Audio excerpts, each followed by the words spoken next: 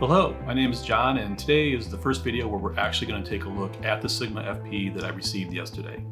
Now, I'm normally not a real big fan of unboxing videos. I guess I'm just too old to understand it.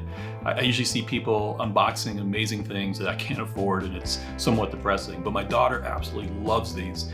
And in all fairness, I said that I was going to include you guys on this journey as we explore the Sigma FP and we run it through the test in terms of stills and cinema, see what it can actually do. And part of that journey is opening up the box and seeing what it came with. So without further ado, let's have at it. So I ordered up the Sigma camera with the actual kit. So it came with the 45mm 2.8 D&G Contemporary Sigma lens. So let's open it up and see what's actually inside here. Now, in full disclosure, I've actually already opened this because I wanted to pull the charge out and get the battery ready so we could actually start shooting it today. So that said though, I'm still going to show you what comes in the box. This is our accessory box, and as you can see, I've actually already opened up the charger, but it comes with what you would expect. It has a strap, which seems to be a fairly decent strap. I know that some of the straps that come with the cameras, even in the Fuji line, are kind of flimsy. They never felt comfortable to me, but Sigma seems to do a fairly decent job.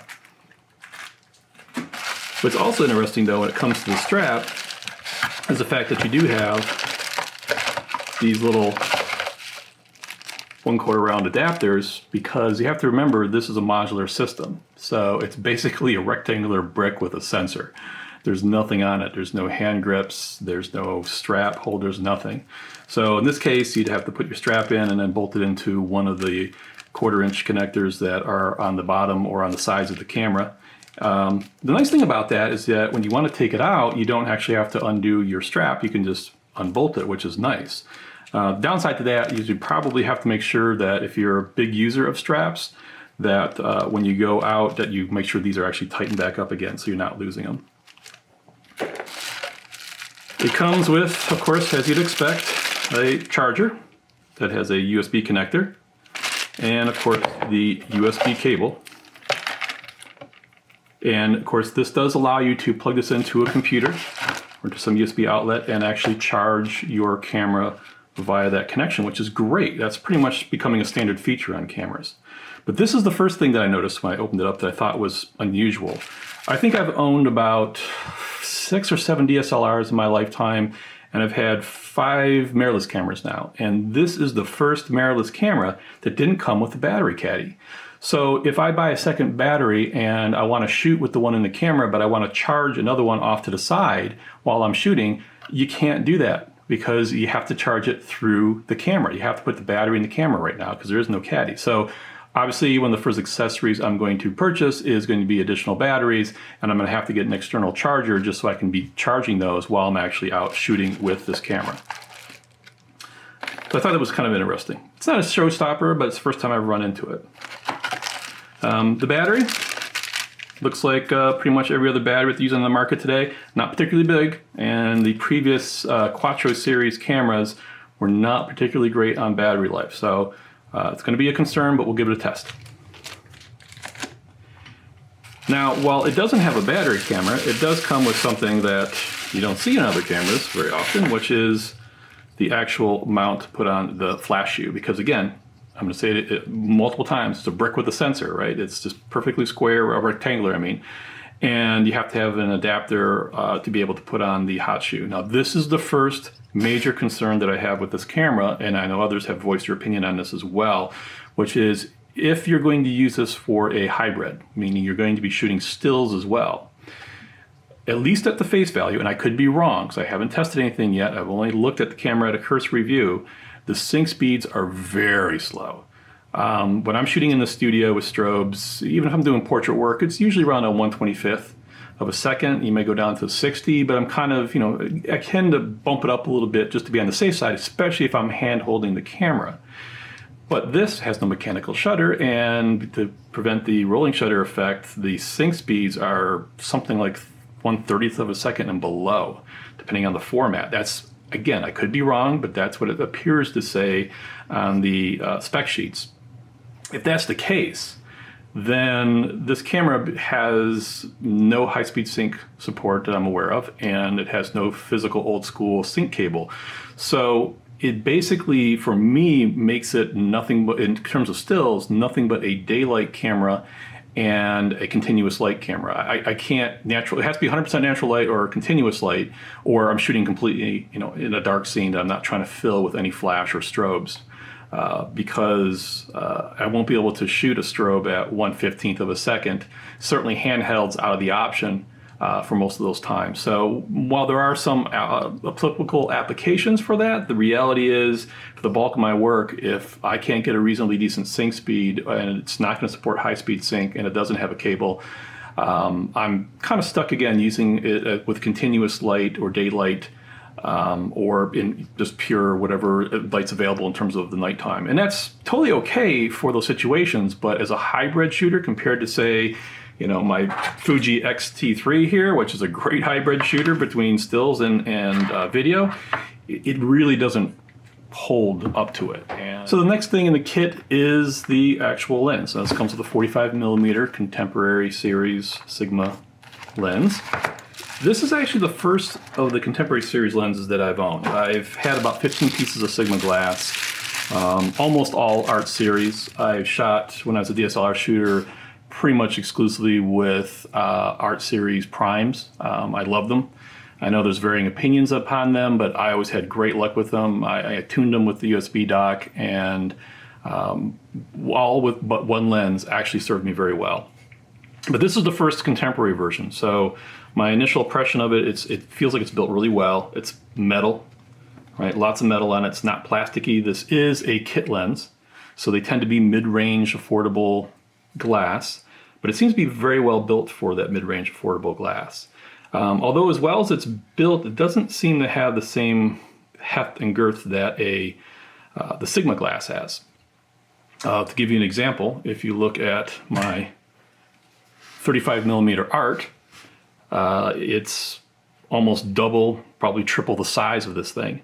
It's 10mm smaller, but it's 3 times the size. Of course, it has an extra stop, and it has the corrective glass. So this lens only goes to a 2.8, which by prime standards nowadays is not necessarily great, right? We see most primes at 1.4, but just because you have a 1.4 prime doesn't mean you have to shoot with a 1.4 prime all the time. And again, this is a kit lens. It's supposed to be mid-range.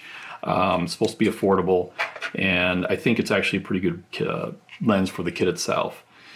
What they did skimp on, though, or didn't skimp on, is the hood. It's got a really nice hood. It's metal, right? You don't see that as much anymore. Even on some of the expensive glass, they put these plasticky hoods on it. Kind of reminds me of the old Nikkor lenses with the slide-out metal hoods. But again, it looks like it's well built. It is only a 2.8, but that 2.8 and the Contemporary saves you a lot of weight. But more than likely, these are the kind of lenses that are going to be bolt into this, but I do enjoy having a lens that's more, a little bit more easier to navigate. All right, for the main attraction, it's going to be the camera itself.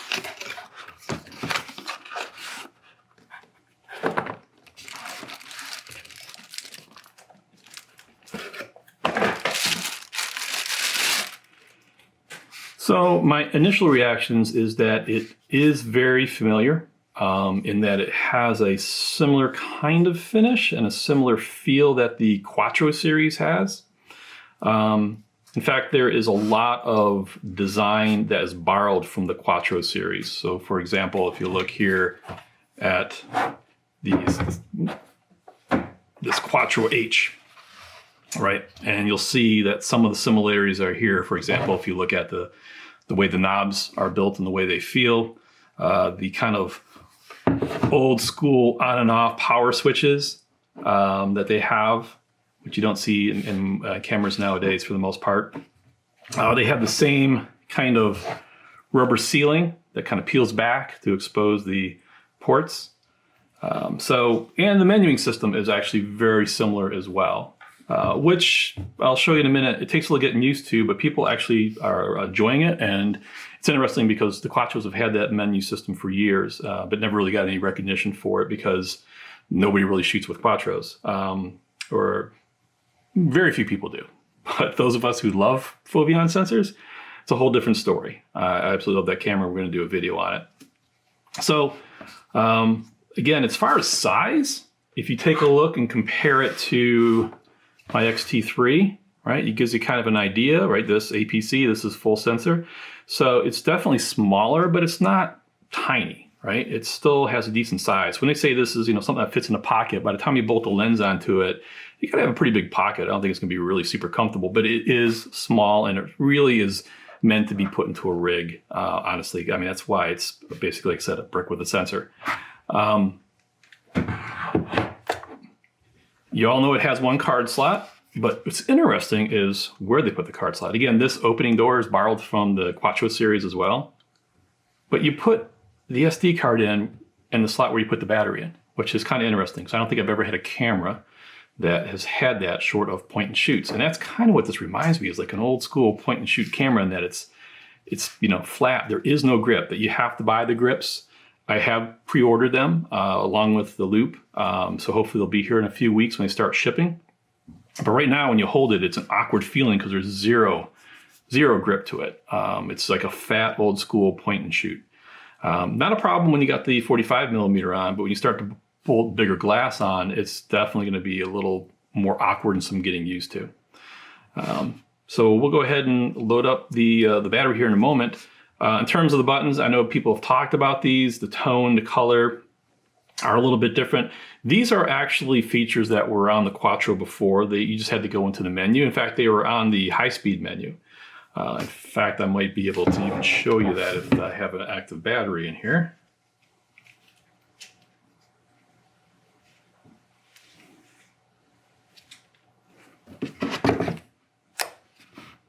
So if you look at the old high-speed or the old Quattro, you'll see when you look at the quick menu that it actually does have the shooting modes and the tone. So they're in there. These aren't new features. They have added to them. But what they've done is, before you'd have to go into the quick menu or into the actual menu to activate them, they put an actual button on them. So now you can activate it from here, which I appreciate, and that is nice. And probably more applicable to, again, doing video where you got this thing mounted into a rig or gimbal and it's hard to actually access it, along with the the node button. But from a still shooter, there's certain things that are not readily available that are definitely going to take some getting used to. One of the big ones is, having come from a camera like my X-T3, where everything's available, right? So I can adjust my ISO, I can look at shutters, I can look at compensation. Even on the previous Sigma, it has the old school front and rear dials to adjust the shutter speed, the aperture, and at least it has an ISO button here on the front, which you'll find with the FP, it's unfortunately missing that button. And as a photographer, I mean, those are the three things that you're always controlling, right? Shutter speed, aperture, and ISO. Now, you can still do the shutter speed through the twisty dial in the back. You can do the aperture either through the front, if you have like an Art Series lens, or if you have the L mounts, they actually have, like the Sigma there, or the Fuji, they're starting to put the manual aperture rings on there. But again, those are things that are, I think, missing. And again, it screams that this is a camera that's really built for videographers, that happens to have some stills capability and some pretty cool stills capability as well. I think you've all seen this, which is the ability to change the menu. That is so smart. So let's pop a battery in it and take a quick look at it. Okay, so we have a battery popped into it. We're gonna go ahead and power it up. And you can see it powers up really fast, which is nice. The menuing system, again, it's very, if you've shot with Quattros, very familiar. It takes a little getting used to. It's kind of disorienting when you look at the fact that most cameras use a vertical menu. Let me show you, for example. Hopefully I got a good battery in my X-T3. And I don't. So most cameras have the menuing system on the vertically on the left, right? And you select the category and then you scroll down and then you scroll over. Sigma does it differently. They go across Instead of vertical, they go horizontal, and then you kind of go down. But they're laid out well. It's not hard to navigate. What I have noticed is that this button's a little finicky at the top for some reason. Every now and then I'll touch it and see how it kind of bounces back and forth. So that's interesting. I don't know what that's going to mean in terms of using this dial for other things, but I have noticed in the menu that at times it seems a little jumpy. But again, the menu's well laid out. It's pretty easy to follow. And it does change the menu and the displays of what's actually happening on your display, depending upon which setting you have it in.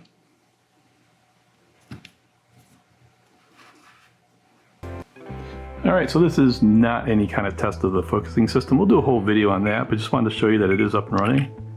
And it seems to actually focus pretty quick. I haven't changed anything. It's using all the default settings at this point. So because of that, it's doing all the displays.